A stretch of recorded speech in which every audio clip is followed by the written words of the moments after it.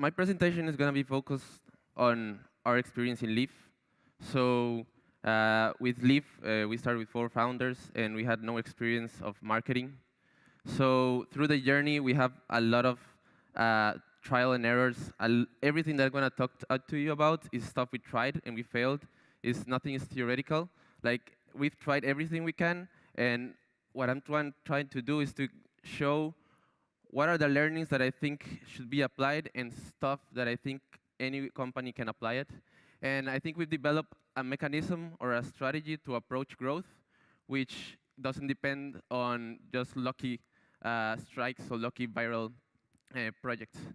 So why we're talking about Leap is because, well, we've reached a high growth through all our experiments.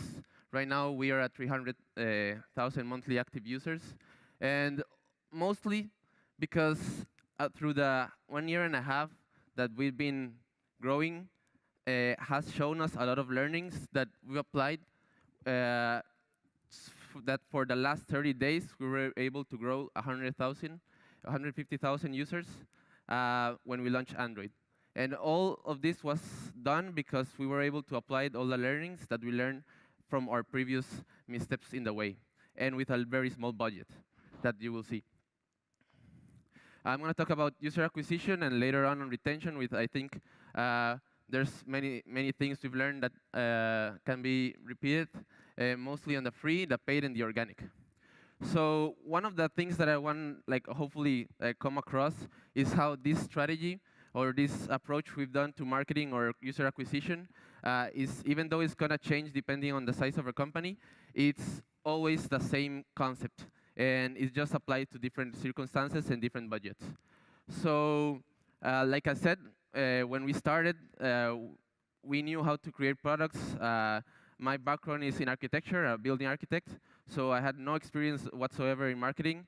So at the beginning, there was this idea of we need to find ways to get people to use our product, and that was something that was always a barrier to launching our product. We didn't know. But also, even though we didn't have experience, I think at the end it helped because we didn't have any preconceptions of what was good or bad. And you'll see that, like it was said, if they had told us that £1 per install was actually something we should expect, then we probably never have grown because we wouldn't have never had the budget to scale at that level. So I'm going to start with free. We tried everything. I don't know if you heard of this page. It's called Tweepy. So before we launched the product, we tried what you do is you follow 1,000 users, 1,000 people on Twitter. Of those, 100 follow you back, and around 10 use your product. And we tried the same with Instagram as a way to start getting some users. And also what we did is we invite all our friends on Facebook. We tried niche outlets. We went to Reddit to try to get the ball rolling. But one of the things that we learned is that all of this requires a lot of effort.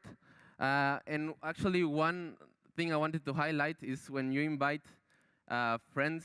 When we started, the first thing we did is we went to Facebook and invited about 2,000 friends between all of us to sign up for our product as soon as we launched. And one of the things that I think I would have changed is not doing that, because now you have 2,000 people waiting to see what you're going to do with your product. And most of the users are actually not our friends. Most of our users are everywhere. So it's even better, like from a personal experience, is to actually don't tell any of your friends and launch it and try to get users from around the world where you don't care if the product is bad. Because for us, product is about how do you learn from the users to keep improving it every time. And when you're afraid of what people are going to think, it's very hard to keep moving. So I guess, well, this is one of the learnings that I wanted to share. And like I said, free is a great strategy, but you also have to take into account that it's highly time-consuming. So the question is, can you do this every day? Can this strategy you're doing, or either free or paid, is something that can be constant and not something that is like this? So if you look for a TechCrunch article, that's something that actually makes me a little frustrated when I talk with many startups, is that they're reading the press This startup got 100,000 emails by doing this hack, or this got 1 million views on something because they did something. So they always trying to do like this amazing idea, and they don't focus on their product. They don't focus on something that's systematic and can be applied and improved every day. And what you got is this curve, and then what? I've seen it many times in many startups, and it's actually something that we experienced also. We thought that that was the way to win, is create an amazing product, launch it, and try to get the press to get in TechCrunch or any other way, and that's how you grew. But actually, the important part is how do you make some process that you can always improve? It sounds boring. That's not something you want to put in a blog in TechCrunch. The way to be successful is to work 8 hours a day and constantly improve your acquisition model. That's not something people would like to read. You want to read about the sexy ideas that hacked a lot of users in 24 hours. But the truth is that for us, that's more sustainable, and that's what allows us to grow how we've been doing until now. And one of the other things is, I don't know how many of you have been working with your product and haven't launched, but you shouldn't see it as a goal. It should be more, I see it more like a stepping stone, something you have to get rid of and launch it right away, because you're never gonna get your product as it should be until you get your first users. So it's better to try and get that process as quick as possible and try and start getting some users through your funnel. And it don't matter if you lose them, because like you'll see, there's gonna be a graph they're gonna show you later where you shouldn't be afraid of losing customers. Then after we tried the free strategy, we didn't move to the paid, because we always thought, okay, probably to get a paid advertisement to get users, you need a big budget. So that was in our heads always, so we never really approached it. But one day we said, let's try it. We didn't have any budget. We took 50 pounds out of our pockets of the 4 of us, plus 100 more pounds. So our total budget for the month was 300 pounds, and that was 10 pounds per day, how we split it. So how do you make a company grow with just 10 pounds a day? And through a lot of experimentation and the process, we managed to get to 1 pence per install. And the way we did it is with, like I said, with a very small budget. I'm gonna show you how we did it, but something we learned in the process is that not only you get installs, but it also helps us to find our customer. Instead of us saying our customer is this, like it's between 18 to 30 that likes pop music, we found out that through advertisement and with this process of multi-testing, actually the ads told us which were the customers that were most engaged before they even had to try it. And the last, we always had issues with figuring out which was our cost per acquisition, and this was a very quick way to do it. And what is the problem with advertisement is that you have so many variables. Like you can create millions and millions of variables just by combining all of them. And somewhere inside there's the perfect combination for you to get like the perfect advertisement campaign to get a very cheap user. The question is, how do you find it? And that is through a lot of experimentation. And one of the things that frustrates me, it's also this approach of, I don't know if you've seen Mad Men, but it's like people sit down on a room and think of this amazing idea, and you know, like Just Do It of Nike, or they think they're gonna come with this campaign that people are just gonna love, work for it for 2 months, and launch it and see what happens. And I've seen it with every company, at least every startup I've talked with, and it's always just one campaign that they think it's gonna be the best. And it's always the same problem. It's not working for me. I don't know why. We need to go back and spend another month thinking of a new one. And that's exactly what I think that is being very misleading when you try to think, instead of letting the ads help you, you're the one that decides. And here's where the difference comes in the way how we approach the ads. And it's that instead of doing it a top-down, we do it with a bottom-up approach. So what do I mean with that? So the way we do it, this is like the whole concept behind it, is that we create hundreds of different ads. We create it with the whole point is not to create one very perfect ad, but it's actually how much can you create, how many different variations of it. So in one day, you can create 10 different images. Combined with 10 different screenshots, you already have 10 different images, then times 10 different texts, and now you have 1,000. So the whole point is like every stage you test, you find the best, you test more and find the best. And through this process, and with just £1 per campaign, we've been able to reach that numbers. And it not only for the image, it also helps like to allow serendipity in countries. That is the next stage you should also like think about. At the beginning, we thought, okay, probably our best customers are going to be in the US and the UK because probably we need to get to the tops of the charts in the US. So we started throwing ads, and we thought, let's do it everywhere. Let's see what happens. We also said, let's try it in different languages. We started with Spanish, and we saw a drop in 50% in the cost per install. After we already optimized the images and the text, so we just grabbed the text and changed it to different languages.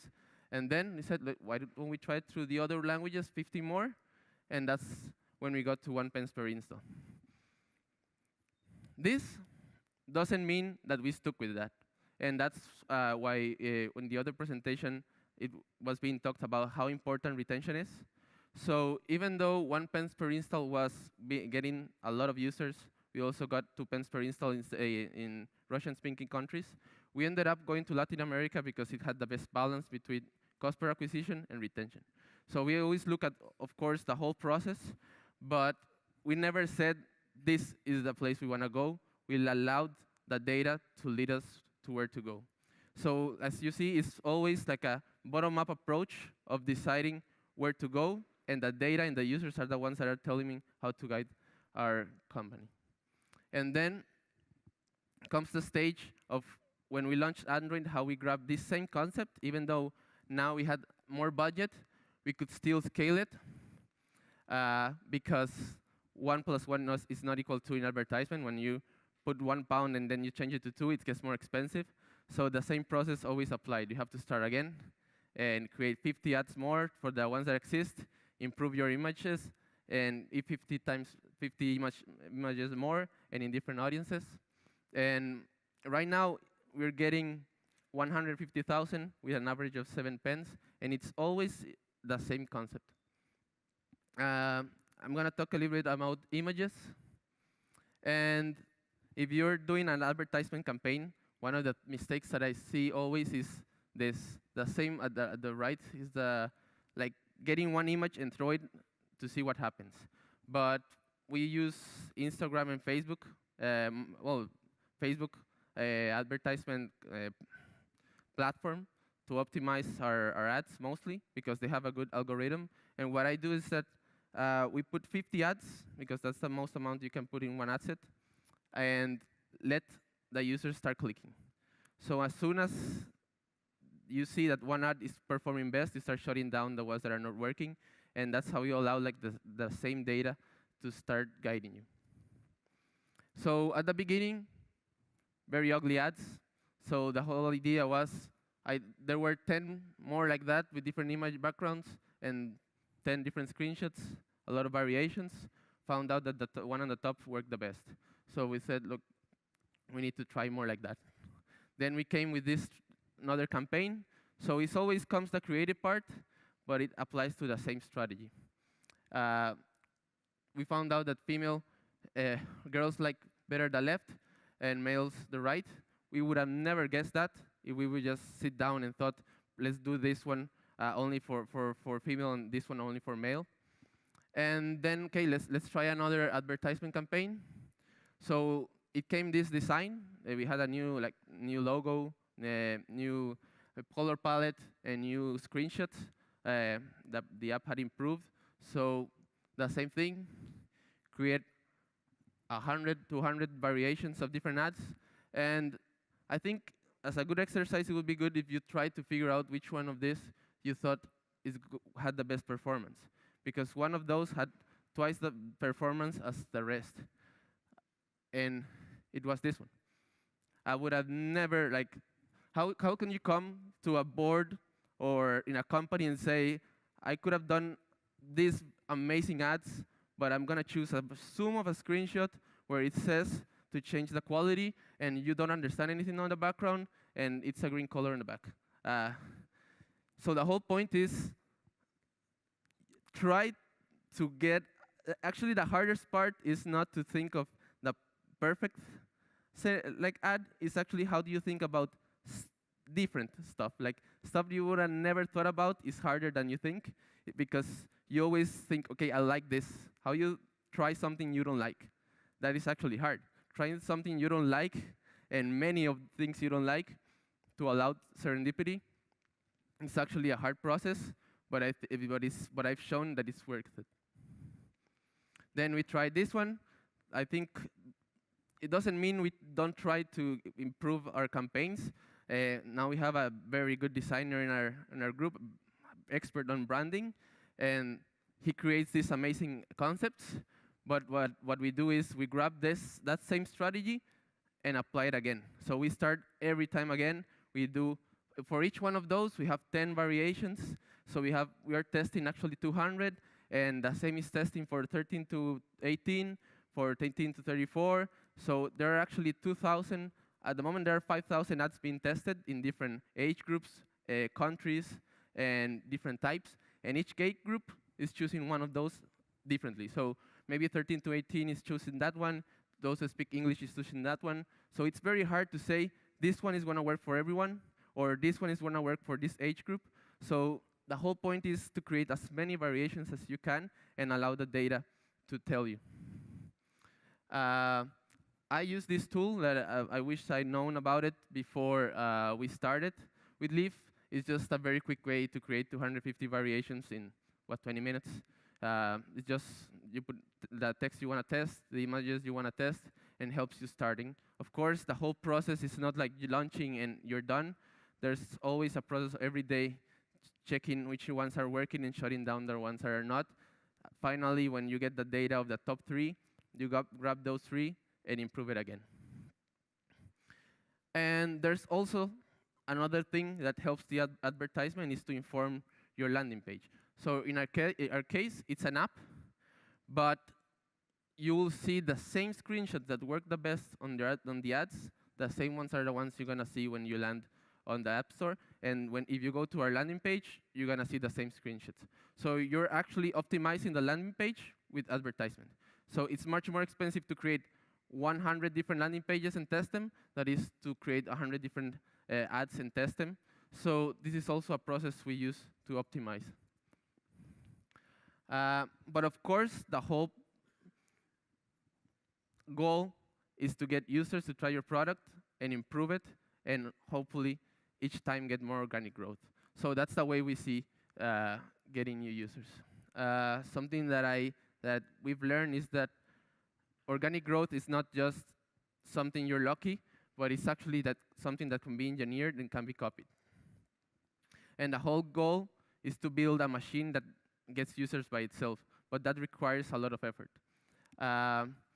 Something you can rely on at the beginning is that paid helps organic. So that's just a graph when we launched Instagram, how it helped organic, and how then we started topping all the charts in Latin America, which also helped on that. But the hard part comes when how do you choose one feature over the other? Because when you talk about growth hacking, you want to try features that only, do you choose something that retains users or something that helps you with viral? And I found that this table is very straightforward and helps you understand if something, for example, in Twitter, you need invite users to grow, but also if you invite users, you get a better experience. So I would put that in awesome. So the question is, the next feature you're adding, maybe you can prioritize them if they fall in the top right corner. So that's something we always apply to each feature we're testing. But the main thing is measuring. We measure everything, and everything we test, we see if it's working. If it's not working, we remove it. And we use this graph, which for some might be a bad news, but for the way I saw it, is that it's actually very refreshing and very actually good news because you start losing fear about losing customers.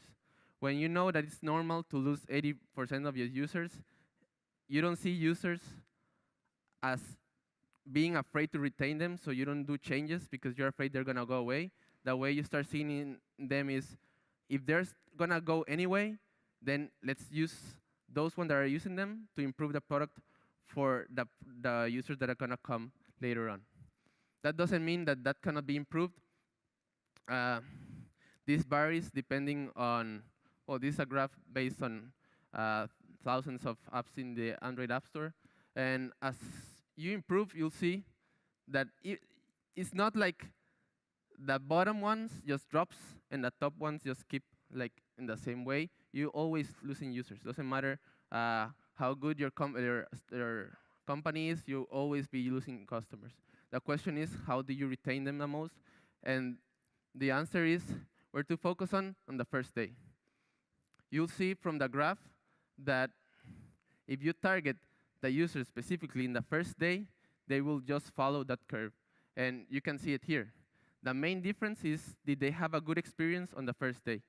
And I think it's the best way to test it because it just takes you 24 hours to figure out if something is working. Of course, there's 7-day retention, 30-day retention, next month retention, and all varies. But we've seen that it's fairly accurate, and sometimes it's better to use that number so you can move fast than wait 30 days for some changes. Of course, this is what has worked for us. Every company would be different, but I really recommend for you to take a look at that so you can move faster.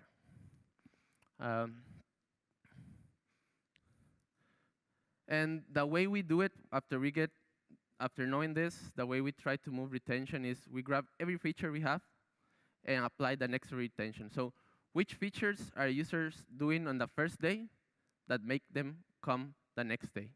So what we notice is that even though finish a song is something that you would expect from a music app, that doesn't mean that you would come back just because of that. That's actually something you would expect. What is actually making users come is being able to follow other playlists and delete songs, which means that they are interacting with the app, and other features that are additional to that. So this way of categorizing features has helped us make that process to get into those for users to get into that stage even faster. So at the end, the goal is, how do you get for users to delete a song as quick as possible before they sign out of the ad after that first session? Because if we didn't manage to get those guys to do that in the first session, then we probably lost them.